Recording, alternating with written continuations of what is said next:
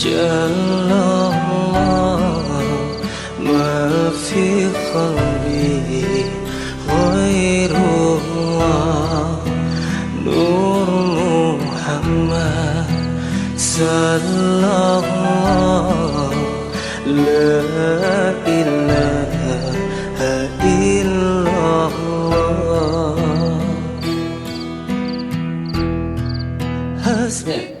Wa ibadihi as-salihin, dan hamba-hamba Allah yang saleh. Falaqad kana sayyidul mursalin. Nah, di sini Abdullah menceritakan bahwasanya kata beliau ada itu pemimpin daripada para rasul.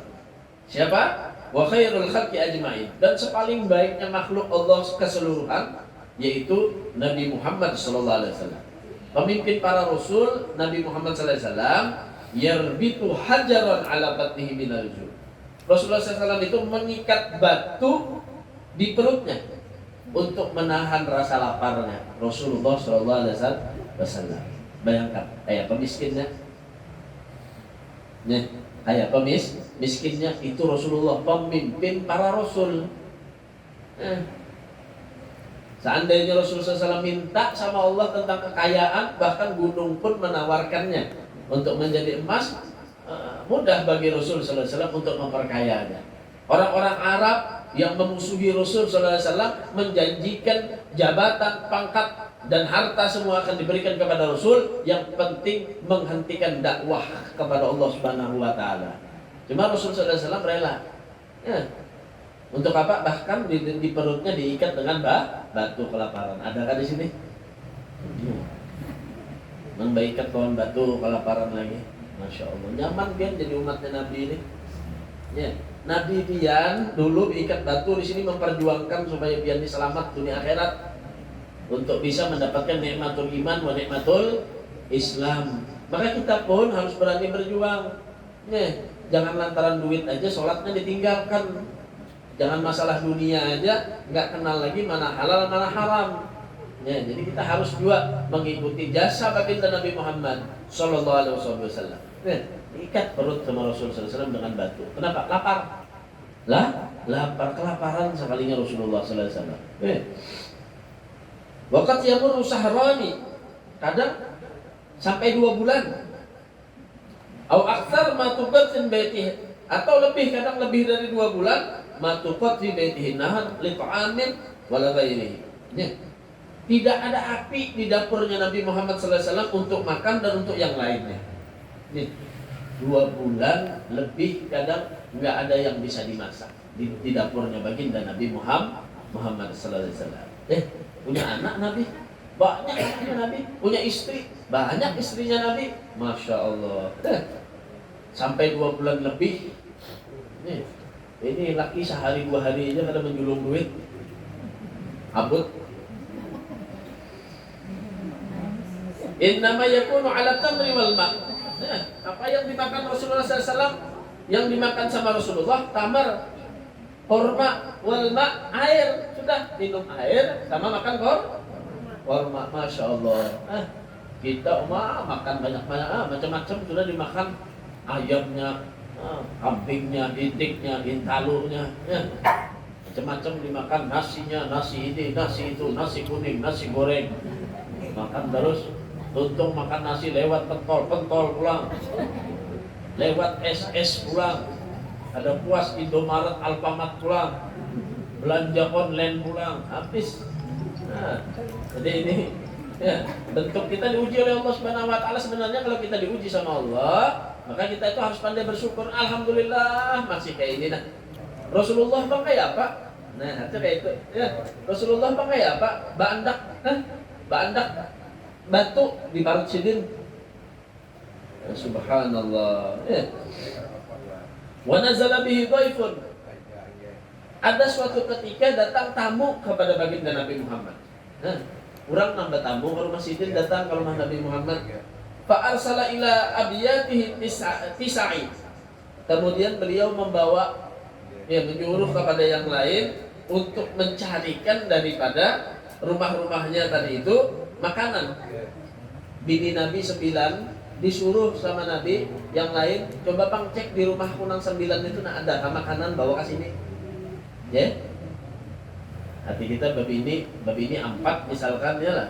Nah, kalau 9 itu khususiyah bagi Nabi.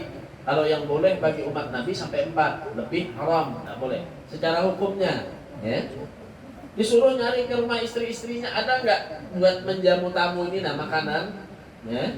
Disuruh datang, falam yujad fiha, ternyata tidak ada juga di rumah yang 9 tadi, maka makanan untuk menjamu tamu itu. Ma yut'imuhud dhaif, untuk dia memberi makan kepada tamunya. Masya Allah. Nang disurungi kesan tamunya kadada. Nah, jangankan kesan disurungi tamu, kesan inya makan sehari-harinya kadada. Subhanallah. Nah, jadi begitu susahnya Rasul sallallahu alaihi wasallam. Nah, para nabi, para aulia, begitu juga para salihin, begitu juga mereka tadi diuji oleh Allah Subhanahu wa taala. Ya. Wa mata yawm mata wadir'uhu marhuna inda yahudin fi asbu'in min sa'ir wa laysa fi baiti ma yaquluhu tukabidin kafun min sa'ir. Ya.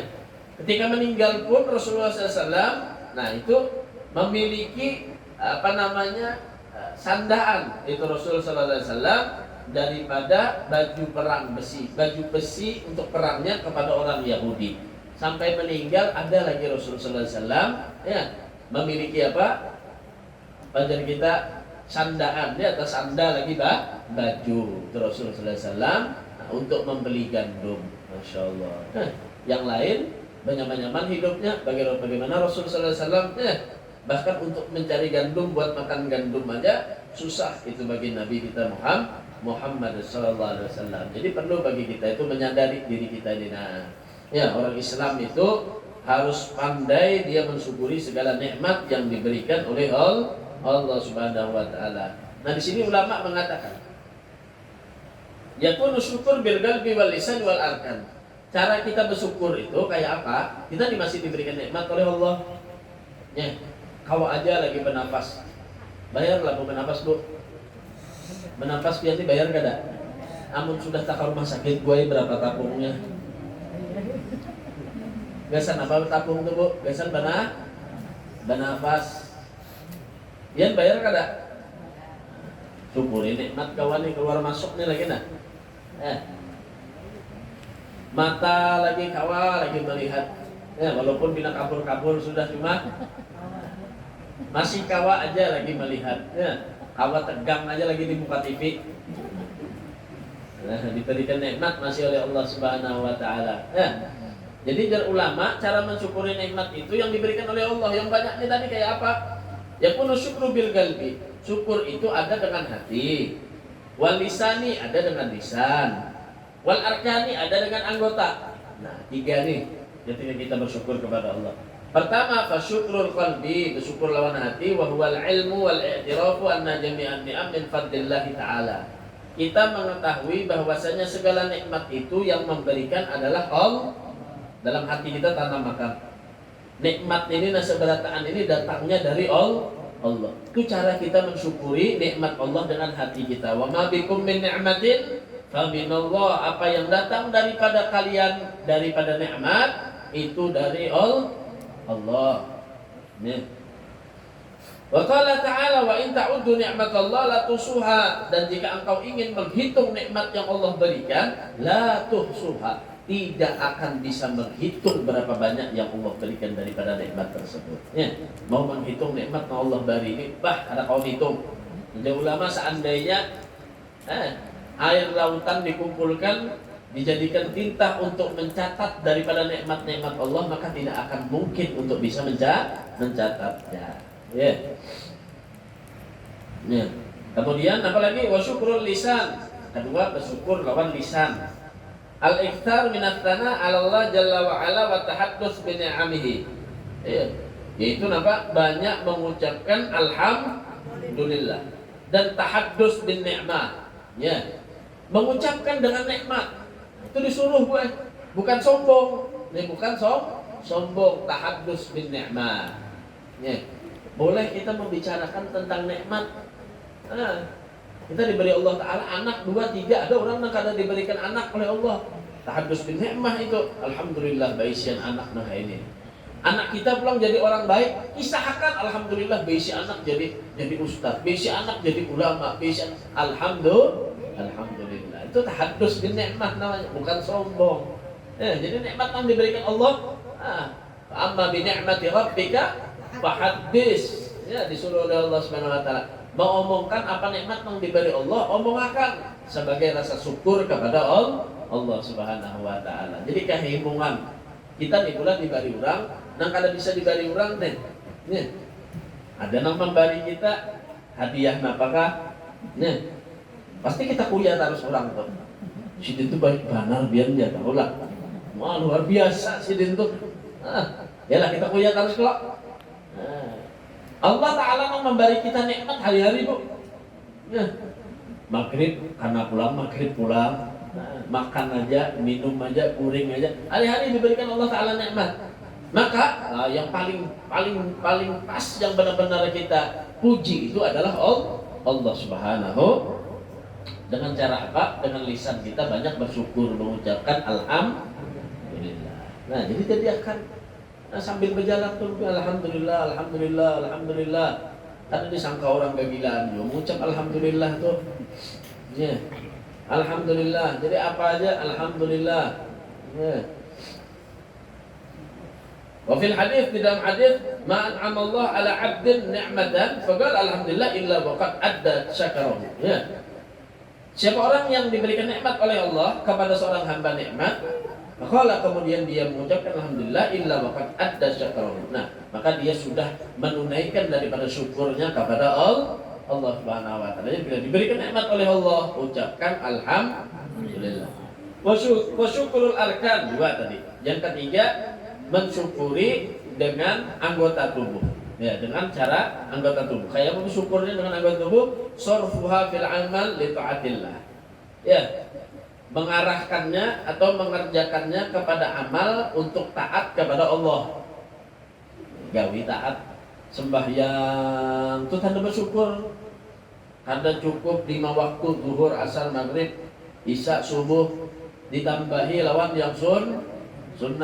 Itu tanda bersyukur kepada Allah Subhanahu wa taala. Wal isti'anah biha ala maradhi, membantu kepada apa yang diridhoi oleh Allah. Ya, apa yang diridhoi oleh Allah. Maka Allah Ta'ala i'malu ala Dawud syukra. Amalah itu keluarga Nabi Daud karena bersyukur kepada Allah Subhanahu wa taala.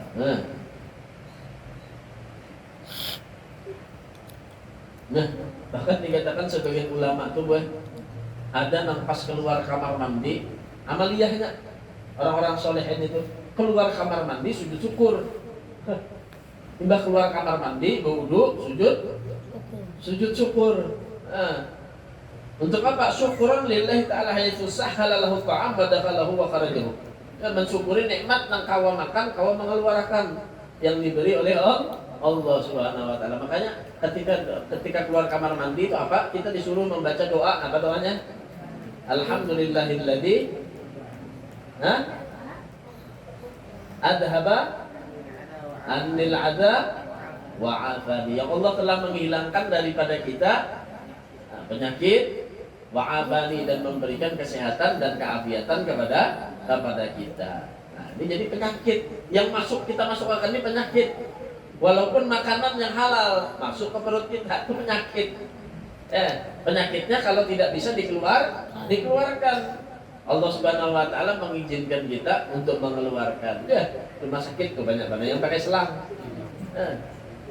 Usus buntu dan semacamnya. Sakit itu, sakit. Nikmat masih diberikan oleh Allah Subhanahu wa taala. Sebagian ulama ada yang punya amaliyah, keluar kamar mandi, wudu, sujud syukur. Mensyukuri nikmat yang kawa makan, kawa mengeluarkan tadi. Ya. Nah, ini kawa makan aja cuma ada mengeluarkan lah. Atau nang kawa keluar aja kada kawa makan. Nah, gitu juga tuh buat muntabir. Nah, jadi itulah nikmat yang Allah Subhanahu wa taala berikan sama kita. Itu berupa semacam itu tadi. Subhanallah. Benar-benar nikmat yang Allah Subhanahu wa taala berikan. Bahkan satu gelas air ini berharga benar. Bagi orang-orang yang benar membutuhkan.